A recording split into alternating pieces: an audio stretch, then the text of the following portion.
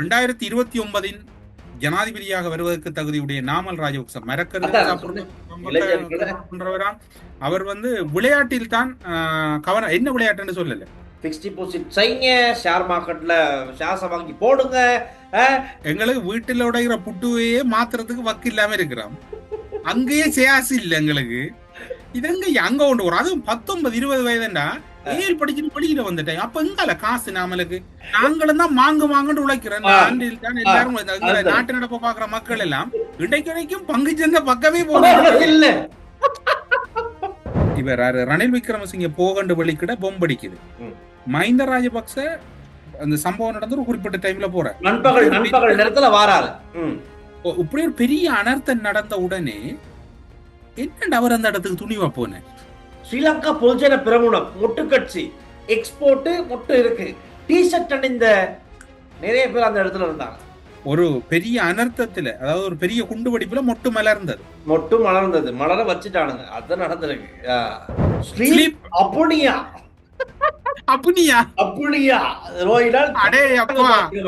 இல்ல அடையப்பா விஜயதாச மகனுக்கு அப்படியா? ரெண்டு பேருக்கு இவ்வளவு நோய்வாய்கள் இருக்குதான், நோய் லிஸ்ட் ஒன்று இருக்குதான். இல்ல டில்சன், எனக்கு ஒரு கேள்வி உண்டு டில்சன், ப்ளீஸ் இந்த இவங்களுக்கு ஜூஸ்கள் என்ன மாயிட்டு இருக்கா, நீ போய் பாக்கலாதான்? எனக்கு அவங்களுக்கு தொடர்புன்னு சொல்லவா? சரித் அபேசிங்க அவரோட கட்சி உறுப்புரிமை இன்னைக்கு சஜித் பிரேமதாஸ் எதிர்கட்சி தலைவர் எடுத்துட்டார். ரைட்டா, நேற்று சொன்னார் தானே. இருந்தாலும் கடலமுத்து ரொம்ப ஸ்ட்ரிக்ட்பா. திருநிகா எல்லாம் 2009ஆம் ஆண்டு பெரிய ஒரு ஸ்டாரா இருந்தவங்க. திருநிகா பிரேமச்சந்திரன், அது மாதிரி தாஜுதீன். உங்களோட நக்கல் தான் சொல்றத கேளு.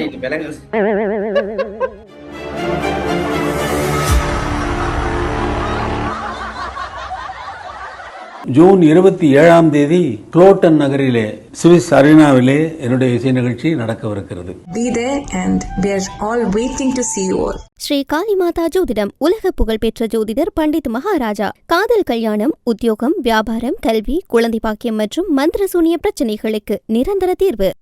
வணக்கம். வணக்கம். எப்படி மகனே, நன்றாக இருக்கிறீரா? நான் நல்லா இருக்கேன். நீங்க நல்லா இருக்கீங்களா? நல்லா பொலிசா இருக்கீங்க.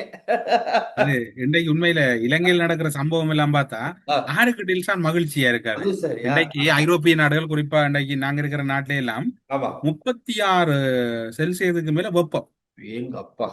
அப்படி இருந்து நாங்க அவ்வளவு மகிழ்ச்சியா இருக்கிறோம்டா நாட்டுல. அதுக்கு நாட்டு நடப்புதான் காரணம். அப்ப அப்படி சொல்லுவோம். அப்ப நேற்று எங்களோட அதிகாரி எடுத்து குழம்பிட்டார். என்ன உங்களுக்கு குழம்புறா, நீங்க நித்திரை போயிருப்பீங்க. நீங்க என்ன கொமெண்ட்ஸ் வாசிக்கிறீங்க, அவங்களுக்கு வடிவ ரிப்ளை பண்றீங்கல்ல, கேக்குற கேள்விக்கு பதில் சொல்லுங்க. உயர் அதிகாரி வேற வாங்கன்னு வாங்கி விட்டார். அப்ப இன்னைக்கு டைம் எடுத்து அந்த விஷயத்தை செஞ்சிருவோம். சரியா? அதை விட இன்னும் ஒரு நேர் கேட்டார். அது எனக்கு டவுட் தான் டில்சான். ஐயோ, எங்க ஆட்கள் எல்லாம் இவ்வளவு ஒரு இன்வெஸ்டிகேஷன் மூட்ல இருக்கிறாங்க. அவர்கிட்ட அந்த கொச்சி கடையில பொம்பிளாஸ் நடந்ததானே, ஈஸ்டர் அட்டாக், உயிர்த்தனாயிரம் தாக்குதல் நடந்தானே. அப்ப அந்த இடத்துக்கு ஒரு குறிப்பிட்ட ஒரு 15-20 நிமிஷத்துல உடனே மஹிந்த ராஜபக்ச போனதாண்டே நட கேட்டார். அப்படி போனவரா? 15-20 நிமிஷம்ல ஒரு மணித்தியால கணக்கு, ஒரு 1 hour 2 hours அப்புறம் மஹிந்த ராஜபக்சாக்கள் வராங்க. மஹிந்த ராஜபக்ச நீல நிற சேட்டும் சிகப்பு சால்வையும். அது மட்டும் இல்ல, அது நல்ல டவுட். இதனால நான் அந்த இடத்துக்கு ஸ்ரீலங்கா பொதுஜன பிரமுனம் மொட்டு கட்சி எக்ஸ்போர்ட் மொட்டு இருக்கு, டி-ஷர்ட் அணிந்த நிறைய பேர் அந்த இடத்துல இருந்தாங்க. மீட்பு பணியிலேயே என்ன படியோ தெரியாது. ஒருத்தர் சார்த்த கட்டிட்டு அந்த இப்ப இன்றைய கதைக்க வேண்டிய கனது எடிட்டர் கொஞ்சம் கூட படம் மாதிரி இருக்க போகுது. என்னடா கனவு 2 பேருக்கு வருத்தம். ஒரு ஆளுக்கு ஸ்டண்ட் மூண்டு இருக்குது, ஸ்டண்ட் மூண்டு அடைப்பு கிடக்குது. ஒரு ஆளுக்கு, இன்னொரு ஆளுக்கு வேற வருது. அப்படின்னு எனக்கு டில்சான் இந்த சிறைக்கு போன உடனே எங்கடா அந்த பின்னூட்டத்துல நேற்று முதல் எழுதியிருந்தார். அது அப்படியே சிறைச்சாலை வாசலுக்கு போன வருத்தம் இல்லை. கடும் நோயாளிகள் தான் இப்ப அந்த கொச்சி கடை போனது இருக்குதானே. இப்ப ஒரு பொம்பிளாஸ் நடக்குது. பொம்பிளாஸ் நடந்து அந்நேரம் மைத்திரி ஊர்ல இல்ல, இவர் ரணில் விக்ரமசிங்க போகண்டு வெளிக்கிட பொம்படிக்குது. மஹிந்த ராஜபக்ச அந்த சம்பவம் நடந்து ஒரு குறிப்பிட்ட டைம்ல போற நண்பகல் நேரத்துல வாராரு. இப்படி ஒரு பெரிய அனர்த்தம் நடந்த உடனே என்ன அவர் அந்த இடத்துக்கு துணிவா போன? அதுதானே அங்கதானே விஷயமே இடிச்சிச்சு. அது எப்படிராப்பா, யாருமே அரசாங்கத்துல இருந்து யாரும் வரல. கடைசியில இவர் வந்துட்டாரு, ரணில் யாரு, மஹிந்த ராஜபக்ச வந்துட்டாரு. கோட்டாபய வரல. எனக்கு ஞாபகம் இல்லை சார், கோட்டாபய வந்தாரு தெரியும். ஆனா மஹிந்த ராஜபக்ச வந்துட்டார். மஹிந்தரா இப்ப எனக்கு அந்த கேட்ட அன்பரே அது கன்ஃபார்ம் தான். சொல்றாரு, தேசிய பாதுகாப்புக்கு அச்சுறுத்தலாக இருக்கு, இது யாரு, என்ன எவரம்னு கண்டுபிடிக்கணும், இது என்ன நடந்துச்சு அப்படிங்கறத வந்து அந்த இடத்துல அவர் சொன்னாரு. ஆனா அதே டைம்ல நான் நோட் பண்ண விஷயம், அந்த மொட்டு கட்சி சின்னம் போட்டு வாக்கு அடையாளம் போட்டு டிஷர்ட் போட்டவங்க அந்த இடத்துல இருந்தாங்க. அது அப்ப காட்சிகள் இருக்கு. அதாவது ஒரு பெரிய அனர்த்தத்துல, அதாவது ஒரு பெரிய குண்டு வெடிப்புல மொட்டு மலர்ந்தது. மொட்டு மலர்ந்தது, மலர வச்சுட்டானுங்க. அதுதான் நடந்திருக்கு. இப்போ மக்கள் கருகக்குள்ள மொட்டு மலர்ந்தது. ஆமா, அதுதான் நடந்திருக்கு. இவங்க கெட்டிக்காரர் டெல்சன். இப்படிதான் 2009 இவங்க என்ன சொல்றாங்க, ரத்தமும் சதையும் இவங்க கிட்டத்தட்ட அதை விட நாமலை பற்றி எனக்கு ஐயோ, எனக்கு இன்றைய நாள் ஃபுல்லா எனக்கு ஒரே ஜாலி தான். டெல்சா அந்த வருத்தக்காராக்கள் ஒரு வாங்கிட்டு வருவாங்க. வருத்தக்காராக்கள் பாருங்க, இந்த வருத்தக்காராக்கள்ல முதலாவது வந்து இந்த சரித் அபேசிங்க, அவருடைய கட்சி உறுப்புரிமை இன்னைக்கு சஜித் பிரேமதாஸ் எதிர்கட்சி தலைவர் எடுத்துட்டாரு. ரைட்டா, நேற்று சொன்னார் தானே. இருந்தாலும் கடலமுத்து ரொம்ப ஸ்ட்ரிக்ட்டுப்பா. என்ன உயர்ந்தபட்சம் என்ன செய்ய முடியுமோ நாங்க செய்வோம், செய்ய ஒழுக்காட்டு நடவடிக்கை எடுப்போம். இன்னைக்கு காலையிலே அறிவிப்பு கொடுத்துட்டாங்க, நாங்க கட்சியில இருந்தே நீக்கிறோம் அப்படின்னு. அது மட்டும் இல்லை, இன்னொன்று இருந்துச்சு, பகுஜன ஏதோ சம்திங் ஒரு கட்சி இருந்துச்சு, அவர் இருந்தாரு ஒரு அமைப்பு, அதுல இருந்து நீக்கிட்டாங்க. எல்லாமே அந்த ஒன்றிணைந்த எதிர்கட்சியோட போறதுதான். இப்ப எதுலையுமே இல்லை, இப்ப சிறையில் இருக்காரு. 3ஆம் தேதி நீங்க டெல்சன் தொடர்ந்து அதிர்ச்சியான செய்தியை சொல்லாதங்க. அந்த மனுஷன் இதய நோயாளி. ஆமா ஆமா, அது சொல்லிடுவோம். நீங்க கண்டமேனிக்கு சொல்லாதங்க. இப்ப அது யூடியூப்ல சிங்களத்திலையும் பார்க்கலாம். அப்ப பாருங்க, அவரை சரித் ஒரு இதய நோயாளி. 3 ஸ்டண்ட் அவருக்கு பொருத்தப்படும், மேலும் 5 பொருத்தப்பட வேண்டும். அடேங்கப்பா. சரித் அபேசிங்கவின் சட்டத்தரணி. எனக்கு எனக்கு முன்னாள் ஜனாதிபதி ரணில் விக்ரமசிங்க தான் ஞாபகம் வந்தாரு. ஏன்னா அவரும் நல்லா தான் இருந்தாரு, நல்ல அரசாங்கத்தை எதிர்த்துக்கிட்டு நல்ல எனக்கு ரணில் விக்ரமசிங்க இல்ல, எனக்கு செந்தில் பாலாஜி ஞாபகம் வந்தார் தமிழ்நாட்டுல. என்னண்டா, இவ திருமதி விஜயகாந்த் அவர்கள் எல்லாம் படிவ சொன்னார், குடிச்சு போட்ட போடுவையில அவரு எல்லாம் என்ன சொல்ற சலங்கழிச்சிட்டாரு, யூரிங் போயிட்டாரு. அந்த மாதிரி தான் அநியாயமா இருக்கு. 10 ரூபா பாலாஜி, 10 ரூபா பாலாஜி, 10 ரூபா பாலாஜி. இப்ப நீதிமன்றத்துக்கு போனோம்னா தான் அந்த உடம்புல இருக்க நோய் எல்லாம் தெரிய வருது. பாருங்க, இப்ப ரணில் இல்ல விக்ரமசிங்க உண்மையில டெல்சான், இதுல புலனாய்வுத்துறையினருக்கு நன்றி சொல்லணும் என்றால், இப்படி ஒரு நோய்வாய்ப்பட்டிருக்கிறன்றத அவங்களால அறிகிறாங்க. அது சரி. இல்ல இப்பக்குமே இப்ப நாங்கெல்லாம் செலவழிச்சு இங்க போறோம், எங்க ஒரு பொடி செக்அப் பண்ணிக்கிறதுக்கு போய்கிட்டு இருக்கோம், ஹாஸ்பிட்டலா போறோம். இப்ப அதெல்லாம் நிப்பாட்டிட்டு ஏதாச்சும் இப்படி கேஸுகள் அம்பட்டு சொன்னா, நாங்க மாட்டிட்டோம்னு சொன்னா எங்களுக்கு லோயஸ்ட் மார்க் ஒரு ரிப்போர்ட் தந்துடுறாங்க. மெடிக்கல் டாக்டர்ஸ் தரத்துல லோயஸ்ட் மார்க் தாராங்க ஒரு ரிப்போர்ட். அதை வச்சுக்கணும், ஐயோ இவ்வளவு நோய் எனக்கு இருக்கா அப்படின்னு. இப்ப ரணில் விக்ரமசிங்கக்கு என்ன, ரணில் விக்ரமசிங்கோட இதயத்துக்கு 4 வாழ்வுல 3ல தான் ரத்தம், 3மே பிளாக், 1ல தான் ஓடிக்கிட்டு இருக்கு அப்படின்னு சொன்னாங்க. பல விஷயம் இருந்துச்சு. அதுக்கு அதே மாதிரி தான் சரித்து. இப்ப விஜயதாச ராஜபக்சனுடைய மகனுக்கும் நோய் இருக்கு. என்ன நோய்? எனக்கு இந்த நோயெல்லாம் இப்பதான் ஞாபகம் கேள்விப்படுறேன். என்னடாப்பா இது? விஜயதாச ராஜபக்சவின் மகன் ரகித ராஜபக்சவுக்கு உறக்கத்தில் மூச்சு திணறல் ஏற்படும் நோயான ஸ்லீப் அப்னியா நோயினால் இல்ல அடையப்பா விஜயதாச மகனுக்கு அப்படியா? இப்ப இது இப்ப 2 பேரும் உண்மையில என்ன சொன்னால், இவர்களுக்கு கடவுள் காப்பாத்தவனும், அனுக்கிரகம் பண்ணவனும், இவர்கள உயிருக்கு கடவுள் உத்தரவாதம் கொடுக்கவனும். எல்லாரும் கடவுளை மண்டாடி கொள்ளுங்க. ஏனென்று சொன்னால், இவர்கள் எல்லாம் இடைநடுவுல பொட்டண்டு போயிட்டாங்கன்னா வழக்கு கொண்டு போயிடாது.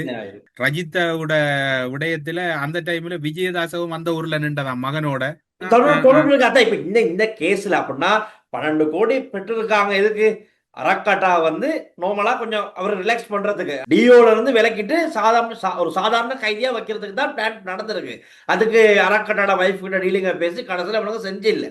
அத்தான் அரக்காட்டா ஒரு நாள் நீதிமன்றத்துக்கு அழைத்து வரப்பட்டும் சொல்றாரு, இன்னும் என்னை தடுத்து வச்சிருக்காங்க, டிரானோலஸுக்கும் தேசபோது தென்னக்கோனுக்கும் 30 கோடி கொடுக்காதனால தாங்கிறத அப்படி வாயில சொல்லிட்டு போயிடுறாரு. அது பரபரப்பு செய்தி ஆகிறது. இப்ப இதெல்லாம் தேடி பார்த்தோன்னே இப்பதான் மெயின் தலையெல்லாம் மாட்டி இருக்கு. இப்ப விஜயதாச ராஜபக்சே தொடர்புக்கு, ஏன்னா அந்த டைம் விஜயதாச ராஜபக்ச தான் நீதி அமைச்சர். சிறைச்சாலைகள் மறுசீரமைப்பு, 2மே நீதி மற்றும் சிறைச்சாலைகள் மறுசீரமைப்பு அமைச்சு. இல்ல நேற்று நம்ம போட்ட நேற்று ஒரு லிஸ்ட் உண்டு. ஆமா. அதுல ஆறாருக்கு அமைச்சர் என்னென்ன கொடுக்குறன்ற ஒரு கேள்வி ஒன்று ஓடிக்கொண்டிருக்கு. இப்ப விஜயதாசவை நாங்க ரெக்கமெண்ட் பண்றோம். ரெக்கமெண்ட் பண்றோம். அடுத்து அவரை சம்பந்தமாவும் விசாரணை விஜயதாச ராஜபக்ச ஜனாதிபதி சட்டத்திறனின்றதுக்கு என்ன பச்சை இனவாதி. இருக்கு இல்லாம இல்ல. இவங்க 2 பேத்துக்கு இவ்வளவு நோய்வாய்கள் இருக்குதான், நோய் லிஸ்ட் ஒன்று இருக்குதானே. இல்ல டில்சான், இப்ப எனக்கு ஒரு கேள்வி உண்டு டில்சான், ப்ளீஸ் இந்த இவங்களுக்கு ஜூஸுகள் என்ன ஆயிட்டு இருக்கா, நீ போய் பாக்கல அதான். எனக்கு அவளுக்கு தொடர்புன்னு சொல்லவா? ஆ. இல்ல நாங்க போய் இப்ப பரத்தக்காரங்களை பார்க்கத்தானே டில்சான், நாங்க நாட்டு நடப்பு நேர்கள் சார்பாக ஒரு ஜூஸ் போத்தல், ஒரு orange, ஒரு ஆப்பிள் எல்லாம் வாங்கிட்டு உங்களோட அப்பாக்கும் கொடுங்கடா, அவர்கிட்ட கொடுத்துட்டு வரல மகன்கிட்ட. அப்பாவும் பெற்றுவார் பின்னால. நான் நினைக்கிறேன் அப்பா வரக்குள்ள அப்பாக்கு நான் நினைக்கிறேன் இப்பவே அப்பா ஹாஸ்பிட்டல் அட்மிட் ஆகுவாருன்னு நினைக்கிறேன். இன்னும் வாரங்களை நடக்க வாய்ப்பு இருக்கு. ஏன்னா நேத்து இவங்க 2 பேரையுமே அழைச்சிட்டு சிறைக்கு போகும்போது நீலவாசல ஏத்தும் போது இவருடைய முகம் ரொம்ப வாடி போய் இருந்திருக்கு. ரொம்ப கவலை, பாவம். இந்த காட்சிகள் நாங்க பார்த்தோம் நேத்து நைட் தான். நாட்டு நடப்புக்கு அப்புறம் தான் அவங்க உள்ள கூப்பிட்டு போறாங்க. ரைட். அப்ப அந்த காட்சியெல்லாம் எனக்கு நைட் தான் பார்க்க இருந்துச்சு. அவர கவலை அது இல்ல. இப்படியா சொல்லுங்க, அப்படி சொல்லக்கூடாது. மகனோட நான் எல்லாத்திலையும் துணை இருந்தேன். 12 கோடி அங்க அவர் அங்க இவர் தனிய போறாரே மகன், நான் தனிய போறேனே என்ற கவலை தான். கவலைகள் நீதிபதி கேட்கிறாரு, ஏண்டாப்பா சிறைக்கு செல்ல முடியாத அளவுக்கு நோய்வாய்ப்பட்டிருந்தால் துபாய்க்கு எப்படாப்பா நீங்க 2 பேரும் போனீங்க அப்படின்னு அவர் கேட்டார். இப்படி கேட்க மாட்டார் இந்த ஸ்டைல்ல, இது நான் கேட்கிறோம். அவரே கேட்டிருக்காரு. சில நீதிபதிகள் நீங்க கட்டாயம் கோர்ட்ஸுகள்ல பாத்தீங்கன்னா மக்களை தான் பிரதிநிதித்துவப்படுத்துவாங்க. அவங்கள அந்த ரியாக்ஷன் வந்து சில நேரம் அவங்களை அறியாமல சொல்லுவாங்க. அவ்வளவு கோபம் அவங்களோட செயற்பாடுகள் பார்க்கக்குள்ள. சரி, இப்ப எப்படியோ சிறைச்சாலைக்கு அதை விட இன்னும் ஒன்று டீல்ஸா, அப்பா டிஐஜியா நேத்து நடந்த சம்பவம். நாம அந்த வீடியோ வந்து வைரல் ஆகுனுச்சு. அவர் சொல்றதான் இப்ப போலீஸார் டிராபிக் போலீஸ் ஒருத்தர் இருக்காரு, இவர் சொல்றாரு, நீ எப்படி நிப்பாட்டுவோம், எங்க அப்பா டிஐஜி. அப்ப போலீஸ் அதிகாரி சொல்றாரு, உங்க அப்பா டிஐஜி ஆகிறதுக்கு எனக்கு உங்க அப்பா சம்பளம் தரலையே, அரசாங்கம் தான் தருது, நான் அரசாங்கத்துக்கு தான் வேலை செய்வேன்ட்டு அவர் தன்ற கடமை செய்யறாரு. இவர் கார் எடுத்துக்கிட்டு போறாரு. அப்படி ஒரு முருகல் இழைத்தாது.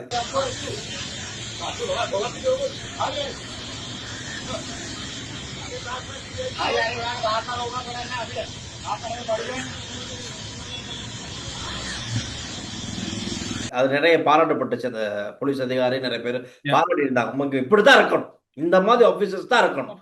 ரைட். அது மாதிரி வெளிநாட்டவர்கள் மோட்டார் சைக்கிளை பயன்படுத்தின தொடர்புலையும் ஃபைன் அடிச்சிருக்கிறாங்க முந்தின நாள் போலீசார். பல இளைஞர்களுக்கு நிதி முகாமைத்துவம் என்பது கடினமாக உள்ளது. வரவுக்கேற்ற செலவு செய்ய வேண்டும் என்பதில் நான் எப்போதும் கவனமாக இருப்பேன். ஒரு காலத்தில் நான் சொல்லல, அவங்க போயிடுவாங்கப்பா. இவர் வந்து ஆலோசகர் பாருங்க, இளைஞர்களை நல்வழிப்படுத்துறாரு. ரைட்டா?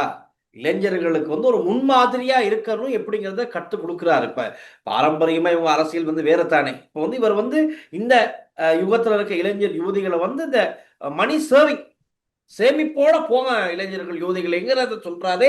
நாமல் ராஜபக்ச தான் அதை சொல்லியிருக்காரு. 19-20 வயதிலேயே நான் பங்கு சந்தையில் இறங்கி விட்டேன். பாத்துக்குங்க. அடையப்பா, பங்கு சந்தையில் இறங்குறது உனக்கு எங்கடப்பா காசு? நாங்களும் தான் வாங்குன்னு உழைக்கிறேன்.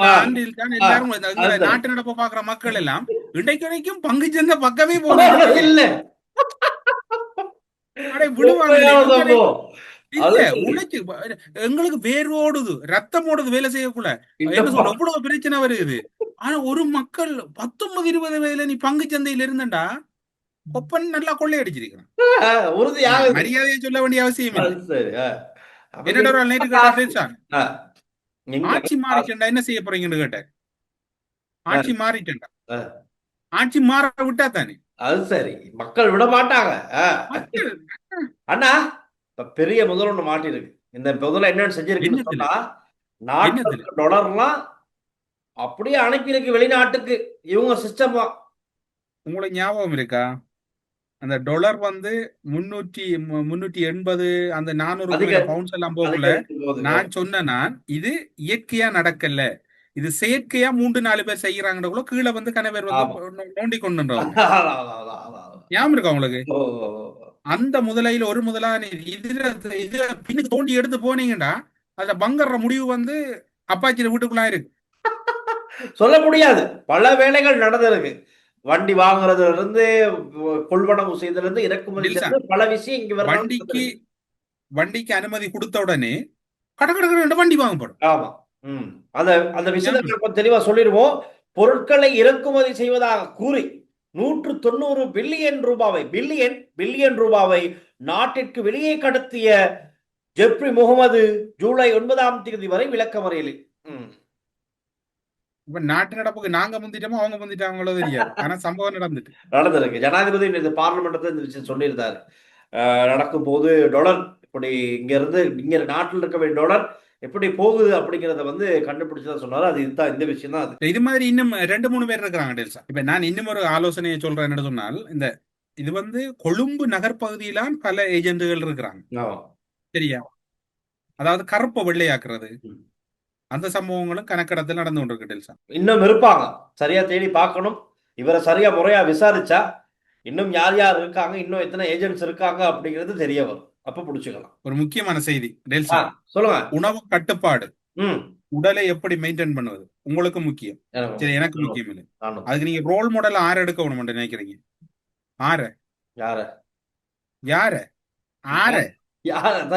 சொல்றேன் கேளுங்க. நான் 6 வயதிலிருந்து மரக்கறி உணவு தான் சாப்பிடுகிறேன். மாமிசம் சாப்பிடுவதில்லை. இருந்தாலும் மாமிசம் சாப்பிடுபவர்களுக்கு விளையாட்டில் சவாலாக இருப்பேன். நான் மது அருந்துவதில்லை. விளையாட்டில் தான் கவனமாக இருப்பேன். யாராப்பாது 2029 ஜனாதிபதியாக வருவதற்கு தகுதியுடைய நாமல் ராஜபக்ச மரக்கறி சாப்பிடுறவராம். அவர் விளையாட்டில் தான் கவனம். என்ன விளையாட்டுன்னு சொல்லல, விளையாட்டுலாம் கவனமா இருக்கிறாரா? என்ன விளையாட்டுன்னு சொல்லல. பல விளையாட்டுகள் இருக்குதானே, எல்லா விளையாட்டுலயும். என்ன விளையாட்டுன்னு தெரியாது. இரண்டாவது இப்ப எனக்கு இந்த இடத்துல நான் சில பேர்கள் உண்மையில இதுக்கு அப்பால் பட்டது உண்டு. இப்ப கிருணிகா எல்லாம் 2009ஆம் ஆண்டு பெரிய ஒரு ஸ்டாரா இருந்தவங்க. கிருணிகா பிரேமச்சந்திரன், அது மாதிரி தாஜுதீன், உங்களோட நக்கல் தான் நான் சொல்றத கேளு. உங்களுக்கு நக்கல் என்ன நக்கல்? சொல்லுங்க. சரி, விளையாட்டு நல்ல திறமையா இருக்காங்க. அதுல என்ன ஒரு கௌரவ ஜனாதிபதியை பற்றி சொல்றேன். அதுல என்ன பிரச்சனை இருக்கு? 2029ஆம் ஆண்டு அதுதான் நான் முதல்ல சொன்னேன். இளைஞர்களை அப்படி மோட்டிவேட் பண்ணிக்கிட்டு இருக்காரு. பிக்ஸ்ட் டிபாசிட் செய்யுங்க, ஷேர் மார்க்கெட்ல ஷேர்ஸை வாங்கி போடுங்க. எங்களுக்கு வீட்டுல உடைகிற புட்டுவையே மாத்துறதுக்கு வக்கு இல்லாம இருக்கிறோம். அங்கேயே ஷேர்ஸ் இல்ல எங்களுக்கு. இதங்க அங்க கொண்டு வரும். அதுவும் 19-20 வயதுண்டா ஏழு படிச்சுட்டு வெளியில வந்துட்டேன். அப்ப எங்கால காசு நாமளுக்கு அனுர அல்லது குற்றத்தடுப்பு புலனாய்வு பிரிவினர் இத ஒரு கால் நீங்க கேஸா போடணும். இப்ப 19-20 வயதுல என்னண்டு மார்க்கெட்ல எப்படி கேஷ் போட்டிருப்பாரு, போடலாம். இவருக்கு எங்கால வந்துச்சு காசு அங்க வந்தது. அவர் ஓப்பன் இன்டர்வியூ. அப்ப இளைஞர்களை பிள்ளையா வழி நடத்துறாரு. அப்ப இப்படி சொன்ன இளைஞர்கள் என்ன செய்வாங்க? படிப்பு 19 வயசுல காசு தேட இல்ல, தவறான வேலையில் ஈடுபட தொடங்கிடுவாங்க. இந்த போதை வஸ்துகள், அதுகள் இதுகள் வித்துக்கித்து குஸ்கா கஸ்கா அதுகளை வித்துக்கித்து. இது ஒரு சீரியஸான ஒரு விஷயம். இதற்கால் நீங்க லஞ்ச ஊழல் ஆடை குழுவில குற்றத்தடுப்பு புலனாய்வு பிரிவினர் கூர்மையா பார்க்கணும். இல்ல நிதி குற்ற புலனாய்வு பிரிவினர் இவர் எப்ப ஷேர் மார்க்கெட்ல தொடங்கி இருக்கிறார், அதுக்கு எங்க இருந்து காசு வந்திருக்கு தேடி கண்டுபிடிக்கணும். பிடிச்சா ஹெல்பிங் அம்மா தோட்டம் இருக்கு, சுனாமி நிதியம், அதையும் தட்டி விடுங்களேன். ஹெல்பிங் ஷேர் மார்க்கெட்ல போட்ட காசு அங்கிருந்து வந்தது தெரியாதே. டவுட் தெரியாதே, அது கேள்விக்குறி. ஆனா என்னதான் நீங்க எப்படி சொன்னாலும் நாமல் ராஜபக்ச திருப்தியாவே இல்லை தெரியுமா? மக்கள் பிரச்சனைகளை கண்டு கொந்தளிச்சுக்கிட்டு இருக்காரு. அவர் நேற்று சொல்லியிருக்காரு, ஜனாதிபதி இப்படி பேசிக்கிட்டு இருந்து சரி வராது. ரைட்டா? நடக்கிற இந்த கைதுகளை பத்தி பேசி வேலை இல்லை, மக்கள் இந்த விலைவாசினால கஷ்டப்படுறாங்க, அதற்கு ஒரு பதில சொல்லுங்க அப்படின்னு நாமல் ராஜபக்ச சொல்லியிருக்காரு. எப்படின்னா, மக்களுக்கு கைதுகள் தேவையில்லை, குற்றவாளிகள் கைது செய்யப்படுவது பற்றிய விடயங்களை ஜனாதிபதியிடம் கேட்டறிந்து கொள்வதற்காக தேவை மக்களுக்கு இல்லை. பொருட்களின் விலைவாசி அதிகரிப்பிற்கான பதில்தான் அவர்களுக்கு தேவை. மக்கள் மீது அக்கறை பொங்கி வழியும் நாமல் ராஜபக்ச. இல்ல, எனக்கு டவுட் என்னடா, அப்பாவுக்கும் பென்ஷன் நிப்பாட்டியாச்சு, உங்களுக்கு தான் சோத்துக்கு வழியிலேயே தெரியாது. அதுவும் இல்ல. இப்ப என்னன்னா, இன்னையும் பார்லிமெண்ட் உறுப்பினர் சொல்றாரு, நாமல் ராஜபக்ச அவசரப்படாதீங்க, உங்க பேரை கூப்பிட வரைக்கும் வெயிட் பண்ணுங்க, எங்க எல்லாம் விசாரணை நடந்துகிட்டு இருக்கு, உங்க பேரை கூப்பிடுவாங்க, அடுத்து நீங்க தான் அறக்கட்டா அதுவும் சித்தக்கல்ல அறக்கட்டாவெல்லாம் இங்க இருக்கு, அறக்கட்டா இவங்க தான் அறக்கட்டா அப்படின்னு சொல்றாரு. அதிர்ச்சி வெண்ணப்பா, கலபல வெண்ணப்பா நாமல் ඔයා ළඟට එනකන් ඉන්න. டில்சன் அவர் சொன்னது சரி. இவர பேரைத்தான் கடைசா கூப்பிட போறாங்க. இப்ப இல்ல, எப்படியே ஒரு லைன் மூ- வந்துட்டு ஓ, லாஸ்டா அந்த லைன் என்னடா இந்த பெருச்சாலிய முதல் கொண்டு போனா எல்லாம் குழம்பி போன இது கடைசா தான் போக போகுது. அதோட அந்த நீலப்படை ஒன்று இயங்குனது டில்சன். இவர காலத்துல உங்களுக்கு தெரியுமோ தெரியாது, 2009-10 அந்த படையில இளமாக்கள் குறிப்பா மட்டக்களப்பு, அம்பாறை, வடகிழக்குல கணக்கு இப்ப ஒரு சில பேர் நாடாளுமன்ற உறுப்பினரா இருக்கிறாங்க. அந்த இவரோட இருந்த நீலப்படையில இருந்தாங்க வேற வேற கட்சியில. அதுல ஒரு பெரிய நிதி பாய்ச்சல் ஒன்று இடம்பெற்றிருக்கு. அந்த நீலப்படை என்றதுக்கான நிதி வந்து கொமிஷனா வந்திருக்கு வெளியில இருந்து. ரைட் ரைட் அந்த நீலப்படை இப்ப இல்ல. இப்ப நீலப்படையை வந்து சிவப்பு படையா மாத்தணும். ஏன்னா அந்நேரம் வந்து நிலுப்பாட்டை, இப்ப ரத்துப்பாட்டை. கத்துப்பாட்ட இப்ப ரத்துப்பாட்டா இப்ப இதாத்தானே மாத்தணும், சிவப்பு படையா தானே மாத்தணும். அப்ப அதுக்கு பெரிய ஒரு பாய்ச்சல் நடக்குது. அதுல இப்ப குறிப்பா சொல்ல போனால் மட்டக்களப்பு மாவட்டத்தில் ஒரு நாடாளுமன்ற உறுப்பினர், போச்சு. அடுத்தது மட்டக்களப்பு வவுனியாவுல ஒரு முன்னாள் நாடாளுமன்ற உறுப்பினர், யாழ்ப்பாணத்துல அவர் இறந்துட்டார். அவரும் ஒரு முன்னாள் நாடாளுமன்ற உறுப்பினர் இறந்துட்டார். இன்னும் ஒரு முன்னாள் நாடாளுமன்ற உறுப்பினர் இப்ப யாழ்ப்பாணத்துல இல்ல, அவர் தலைமறை. இவங்களுக்கெல்லாம் அந்த இளைஞர்களுக்கு டிஷர்ட் அடிக்கிற, தொப்பி அடிக்கிற பெரிய டொனேஷன்கள் போயிருக்கு. அதுல இப்போ ஒரு ஆள் மட்டக்களப்புல முழின்னு முழிச்சு கொண்டிருக்கிறார். அதுல ஒரு தகவல் நான் ஒண்ணு சேர்த்துக்கிறேன். என்னன்னா, அந்த இளைஞர் படையணி மூலமா இலங்கையில இருக்க பல பகுதிகளில் கஷ்டப்படுற குழந்தைகளுக்கு சொல்லி பாடசாலை உபகரணங்கள், புத்தகங்கள் அப்படிங்கிற வாங்குற சாக்குல காசு மாறி இருக்கு. அந்த விஷயம் ஒன்றும் எனக்கு உறுதியா சொல்லலாம், தகவல் இருக்கு. அது மாதிரி எனக்கு ஞாபகம் இருக்குது, இது ஒருக்கா பாருங்க, குற்றத்தடுப்பு புலனாய்வு பிரிவினர் நாங்க சில தகவலை சும்மா சொல்றோம். மட்டக்களப்பு பாராளுமன்ற உறுப்பினர் ஆரண்டு இந்த கட்சின்னு நாங்க சொல்லல. மக்கள் நீங்க விரும்பினா ஆரண்டு சாய்ஸ் பண்ணிக்கொள்ளுங்க. மட்டக்களப்புக்கு 5 MP மாதிரி இருக்கிறாங்க. ஆறு அந்த நீலப்படைக்கு கும்மாங்குத்து குத்தி தெரிஞ்சவர், ஆறு ராஜபக்சோட ஓடி தெரிஞ்சவர் நாங்க சொல்லல. இது உங்களுக்கு சில தகவல்கள் நீங்களும் கேள்விக்கு விட எழுதணும். நீங்க எழுதாம நாங்க தொடர்ந்து தனியா ப்ரோக்ராம் செய்யறோம். அது மாதிரி டீல்ஸா எனக்கு ஞாபகம் இருக்குது, இந்த ரணிலோட ஜனாதிபதி போட்டிக்கு நின்றவர டலஸ் அழகப்பெரும். டலஸ் அழகப்பெருமை போக்குவரத்து அமைச்சரா இருக்கக்குள்ள எல்லா பாடசாலை மாணவர்கிட்டையும் வந்து ₹1 புகையிரதத்தை மேம்படுத்துறதுக்குன்னு வாங்கின ஞாபகம் உண்டு. நானும் வந்து ₹1 கொடுத்தவன். கம்ப்ளைனர், ஐ எம் கம்ப்ளைனர். அந்த காசு வந்து வேலை நடக்கல. குற்றத்தடுப்பு புலனாய்வு பிரிவினரே, மதிப்புக்குரிய நாடாளுமன்ற உறுப்பினர்களே, உருவாக்கி என்ன ஆச்சு? அந்த புகையிரத சேவையை விஸ்தரிக்கிறதுக்கு ஒரு மாணவர்கிட்ட ₹1 வாங்கினது. எங்கட வகுப்புல எல்லாம் 32 பேர் இருந்தது. 32 ரூபா கொடுத்தாங்களே. அந்நேரங்களுக்கு ₹1 பெரிய காசு என்ன. அப்ப எங்களுக்கு அந்த மானிட்டர் இருந்தவர், அவரு கூட தான் கொடுத்தாங்க. மானிட்டர் டீட்டெயில தாரம் அவர்கிட்ட கேளுங்க. கிளாஸ் வாரியா கொடுத்தா அது ₹32. அப்ப ஒட்டுமொத்தத்தை நீங்க கணக்கு பாத்துங்க. தமிழகசன்னா கொடுத்த ₹1 என்ன ஆச்சு நீங்க கணக்கு? ₹8 என்ன ஆச்சு? இது எனக்கு அந்த ஞாபகம் இருக்கு. சில வேளை அமைச்சர் வேற யாருமோ தெரியாது, ஆனா அந்த ரயில் போக்குவரத்துக்கு வாங்கினவங்க. எப்படி டில்சான் கணக்க சம்பவங்கள் இன்னும் செய்ய வேண்டி ₹1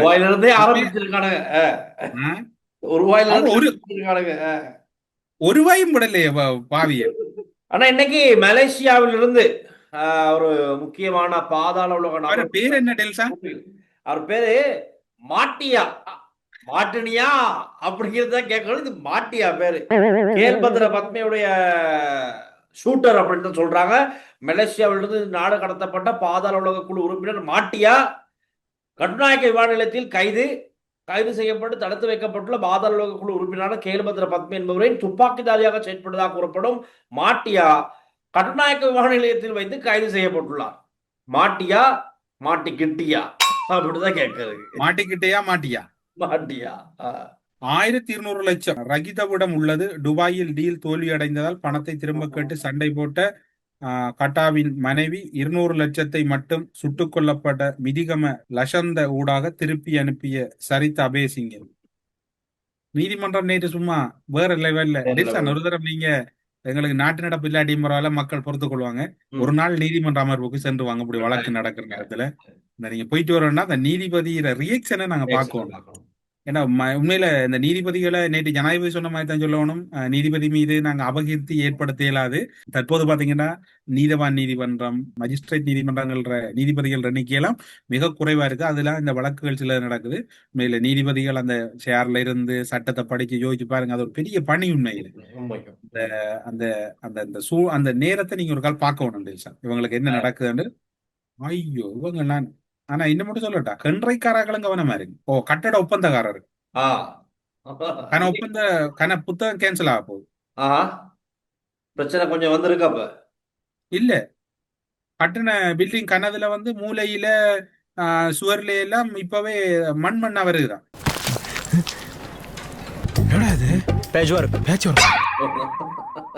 அதை கேட்டு அவங்க சொல்றாங்க, நாங்க அந்த அமைச்சருக்கு அத்தனை வீதம், இந்த அமைச்சருக்கு இத்தனை வீதம் உண்டு. மட்டக்களப்பில் இருந்த ஒரு அமைச்சர் தலைதறிச்ச ஆள் இல்ல, வியாழேந்தர்னா காணலையா தேடுறாங்க. அப்ப சரி, மாட்ட போறாரு.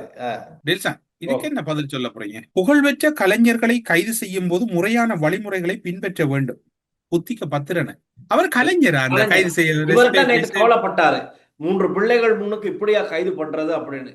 இன்னைக்கு சொல்லிருக்காரு கலைஞர் அவருக்கு இப்படியா. ஆமா, அப்படியே கலைஞர், அப்படியே சாதிச்ச கலைஞர் டெல்சா நடிகர், இலங்கையின் சிங்கள நடிகர். பிரச்சனை டெல்சா. இனி இவ்வளவு நாளும் வெளியில நடிச்சா நீ உள்ளுக்குள்ள நடிக்கலாம் படங்கள். அது சரி, don't worry Buddhika, don't worry. டெல்சா நேற்று என்ன ப்ரொட்டஸ்ட் நடந்தா கொழும்புல? ஓ, மக்கள் போராட்ட முன்னணி, நம்ம ரஜிவுடைய கட்சி இல்ல அந்த அவர் என்னவர், அந்த போயும் நின்றவர், அந்த நஹிரு வீரசேகர வசந்த முதலிகை, வசந்த முதலிகை, வசந்த முதலிகை முன்னாள் அனைத்து பல்கலைக்கழக மாணவர் ஒன்றிய தலைவராக செயற்பட்டவர். அவர் என்ன போல சோப்பு சேர்த்து தான் போட்டிருக்கிறார். என்ன டெல்சன் அவங்க யாருக்கு ப்ரொட்டஸ்ட் நடத்தணும்? என்ன எனக்கு அது புலங்கல. அவங்க வந்து பண்றது வந்து அரசாங்கத்துக்கு எதிரா. ஏன்னா அவங்க வந்து அவங்களோட கம்பெயின் ஆரம்பத்துல இருந்து இருந்தது வந்து ஒரு தரமான வலுவான எதிர்கட்சியை உருவாக்கும் அப்படிங்கிறது தான் அவங்களோட கம்பெயின் அடைஞ்சி பார்லமெண்ட் தேர்தல். ஆனா அவங்களுக்கு போதுமான அளவு வாக்குகள் கிடைக்காதனால அவங்க தொடர்ந்தும் அரசாங்கத்துக்கு ஒரு அழுத்தம் கொடுக்குறாங்க. அவங்க வந்து இப்ப நடக்கிற இந்த கைதுகள், ஊழல் மோசடியாளர்களை பிடிக்கிற விஷயத்தால பாராட்டுறாங்க, வரவேற்கிறாங்க. ஆனா இந்த டேக்ஸ் அதிகரிப்பு, மக்களோட வாழ்க்கை சுமை, வாழ்க்கை செலவு அதிகரிச்சிருக்கு, அதை நீங்க பாருங்க, ரைட்டா? இதை ஊழல் மோசடியை பார்க்கறதோட இதை பாருங்க. மக்களுக்கு ஒரு பாரத்தை குறைங்க, சுமையை குறைங்க. IMF கூட சேர்ந்துக்கிட்டு இன்னும் சுமையை அதிகரிக்காதீங்க அப்படிங்கிறத வலியுறுத்தும் வகையில நேற்று இந்த போராட்டம் செஞ்சிருந்தாங்க. கொழும்பு ஸ்டேஷன், கொட்டுவ ஸ்டேஷன் கிட்ட வச்சு கொஞ்சம் தள்ளுபுள்ள அப்படியே அடிச்சு பிடிச்சிக்கிட்டு அப்படியே ஓடி போகுது. அப்புறம் வேர்ல்டு ட்ரேட் சென்டர் கிட்ட வந்து ஜனாதிபதி அனுரகுமார திசாநாயக்க தேர்தல் மேடையில் கொடுத்த வாக்குறுதியெல்லாம் மறந்துட்டாரு, அது நினைவுபடுத்த நாங்க வந்திருக்கோம்னு சொல்லிட்டு அங்கே வச்சு அவர் சொன்ன வாக்குறுதிகள்லாம் சொல்லிட்டு இதெல்லாம் செஞ்சீங்களா அப்படின்னு வந்து அரசாங்கத்துக்கிட்ட கேட்கிறார். அத்தனை நினைச்சினேன். சந்திரிகாவுக்கும் கண் திறந்துட்டுடாப்பா. சாசனத்தை சீரழிக்கும் பிக்குகள் குறித்து வாயை மூடிக்கொண்டு இருக்காமல் அது பற்றி பேசுங்கள். அப்ப என்ன டெல்சன், இப்ப சாசனம் என்ன? சாசனம் அத்தானே அடி வாங்கிட்டு இருக்கத்தான் நாங்க கடந்த காலங்களே பார்த்துக்கு பேசிக்கிட்டு வாரமே. பல பிரச்சனைகள் சாசனத்துள்ளுக்கு இந்த காவி உடை அணிந்த ஒரு சில தேரர்களால. அதனாலதான் அவங்க வந்து அதை வன்மையா கண்டிக்கிறாங்க, இவங்களுக்கு எதிராக பேச சொல்றாங்க. சாசனத்தை எப்படியாச்சும் காப்பாத்துங்க, இந்த மாதிரி காவியுடைய போட்டு விளக்கணும். அம்மா சரியான இரக்க குணமுடைய. உண்மையில சந்திரிகா இந்த இடத்துல பாராட்ட உடனாங்க. சந்திரிகாவுக்கு அந்த இரக்கத்துக்கு இணையா ஒரு தரம் இல்லை.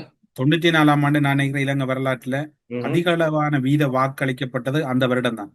இந்த வெள்ளை சிறகடிக்கும் வெண்புறாவே வந்தவர், வெள்ளை சிறகடிக்கும் வெண்புறாவே.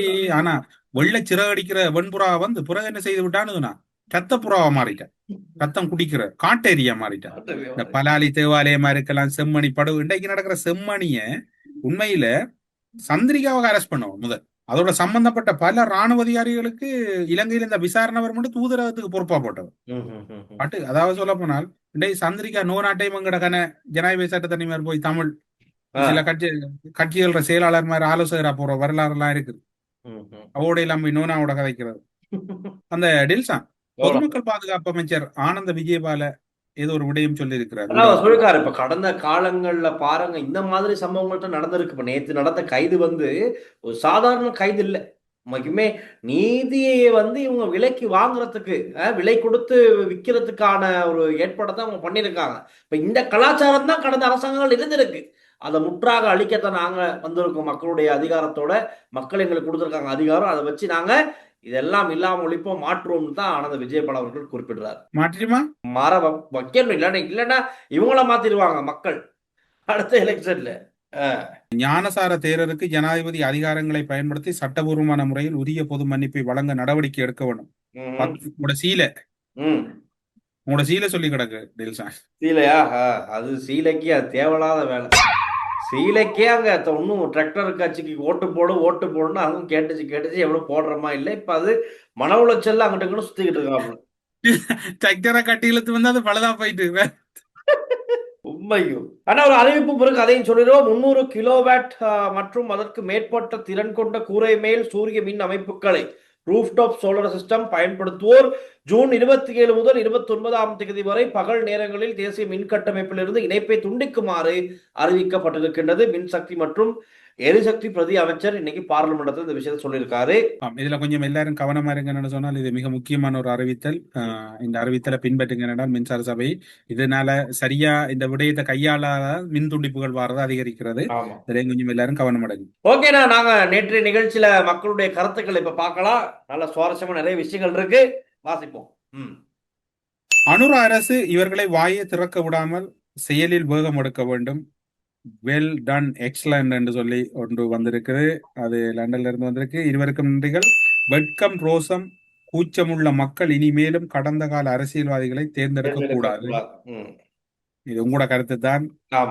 இனமுறைகளை ஏற்படுத்துகின்றவர்களையும் கண்டிப்பாக கைது செய்து சிறையில் அடைக்க வேண்டும்.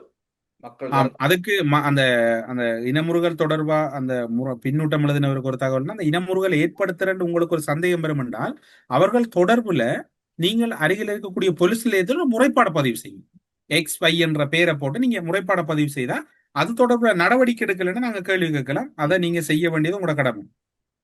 அனைத்து ஊடகங்களிலும் எல்லா செய்தி தாள்களிலும் பார்த்தும் படித்தும் தெரிந்து கொள்ள வேண்டிய அனைத்து விடயங்களும் மிக அழகாகவும் அருமையாகவும் எல்லோருக்கும் புரியும்படியே நகைச்சுவுடன் உரையாடும் விதம் அழகு தொடரட்டும். ஓகே, நன்றி அன்பரே, உங்களுடைய அந்த ரசனைக்கு நன்றி.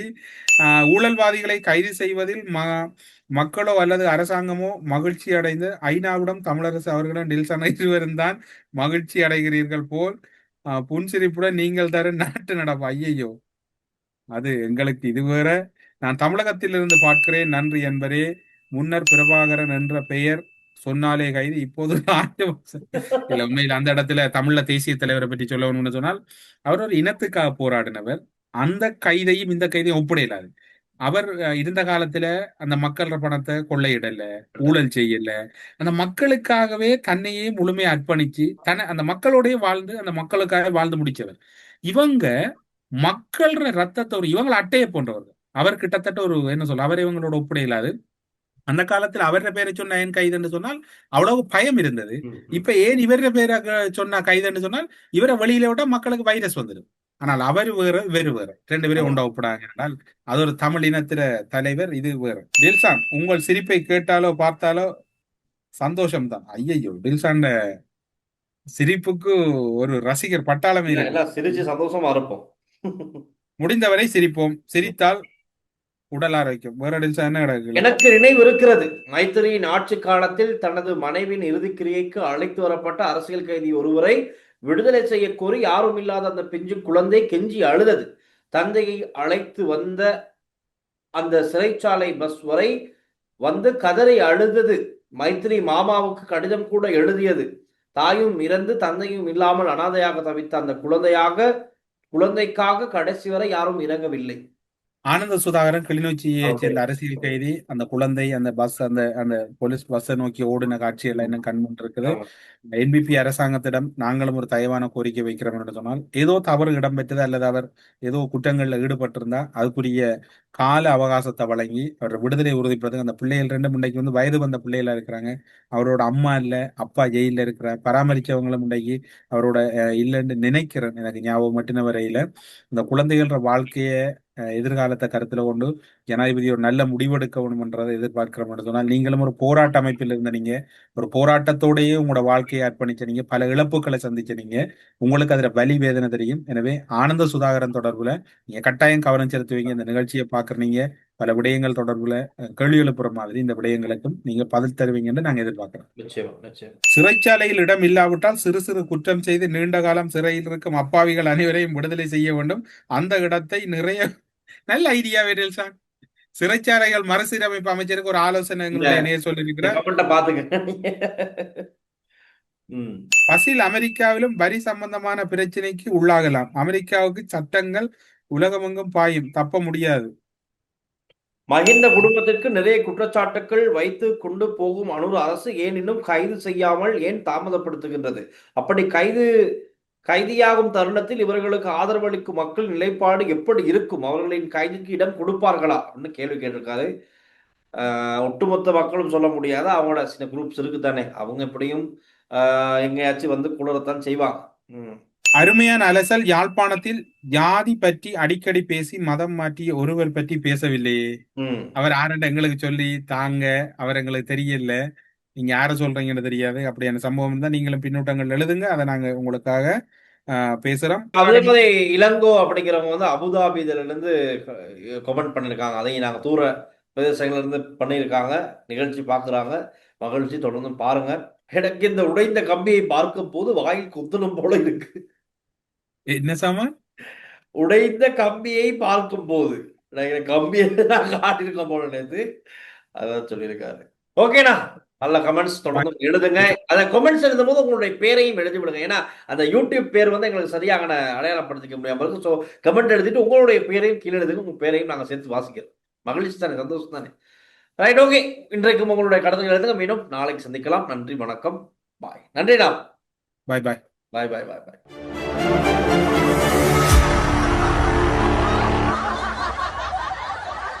ஜூன் 27ஆம் தேதி குளோட்டன் நகரிலே சுவிஸ் அரீனாவிலே என்னுடைய இசை நிகழ்ச்சி நடக்கவிருக்கிறது. Be there and we are all waiting to see you all. Sri Kalimata ஜோதிடம் உலக புகழ்பெற்ற ஜோதிடர் பண்டித் மகாராஜா. காதல், கல்யாணம், உத்தியோகம், வியாபாரம், கல்வி, குழந்தை பாக்கியம் மற்றும் மந்திர சூனிய பிரச்சனைகளுக்கு நிரந்தர தீர்வு.